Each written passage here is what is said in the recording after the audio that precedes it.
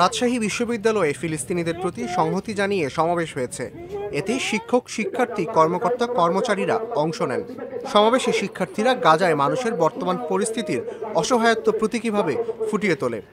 এক শিক্ষার্থীর গায়ে শিকল, কোলে শিশু, পাশে পড়ে আছে আহত শিশু আর পলিথিনে খাবার। তাকে পেছন থেকে আটকে রেখেছে ইসরায়েলের দোসররা। গাজায় হামলার প্রতিবাদে জাহাঙ্গীরনগর বিশ্ববিদ্যালয়ে বিক্ষোভ মিছিল করেছেন শিক্ষক, শিক্ষার্থীরা।